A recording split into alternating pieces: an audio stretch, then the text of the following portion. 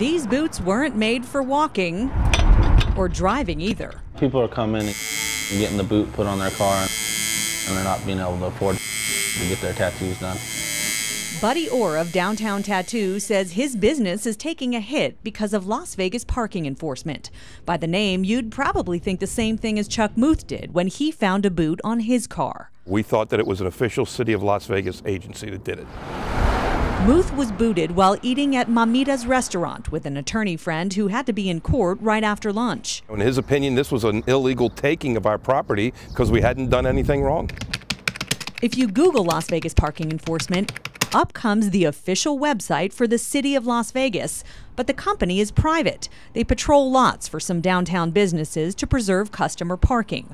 Muth and others say they're overstepping their bounds. And I parked right in front of the sign that said Mamita's parking only and walked straight into the restaurant to have lunch. But he still got booted, and even though Las Vegas parking enforcement removed the boot without charging him, he says the damage was already done. Well, we keep hearing elected officials say, come downtown, we're redeveloping downtown, we want you to come downtown. You come downtown, you get your car booted. I have no reason to come back downtown again and take another risk like that. The people who own this barbershop tell me the booting tactics have gotten so bad that it's driving them away. They're closing up shop and moving their business out of this downtown location. Booting cars. Former City Councilman Steve Miller's Lexus was on the butt end of a boot outside Downtown Tattoo. He says his daughter, who had the car at the time, inadvertently parked where she shouldn't, but he can't get past what he feels is deception. I was completely duped as a former city official, completely duped. Take a look at his parking violation receipt. It has spaces for the name of a patrol officer, badge number, and fine amount. That would mean to me that an officer, somebody with peace officer status, had ticketed or booted my car. They have a badge. Private citizens don't need a badge. I'm being fined.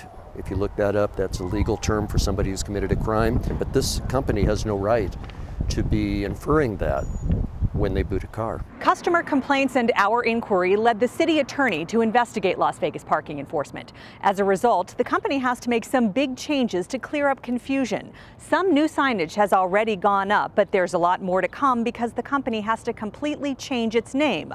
All that should be in place within about a month. We tried but couldn't catch them booting cars. They did give us the boot when it came time to talk about their tactics, though. They scheduled and at the last minute canceled an on-camera interview. Instead, they sent a written statement saying property owners must have a way to ensure space is available for their own customers. We offer a lesser aggressive alternative to towing. We will continue to work with all city and government officials to ensure immobilization services are provided ethically. Back at Downtown Tattoo, Buddy Orr remains skeptical. I just think they're scamming people out of their money. Although the Nevada Transportation Authority has no jurisdiction over booting and can't enforce their opinion, they say it's tampering with a vehicle and theft when a private company boots your car. They base their position that it's a crime on a California Attorney General's opinion. When the city asked for an opinion from Nevada's Attorney General, the office wouldn't give one. Darcy Spears, Channel 13, Action News.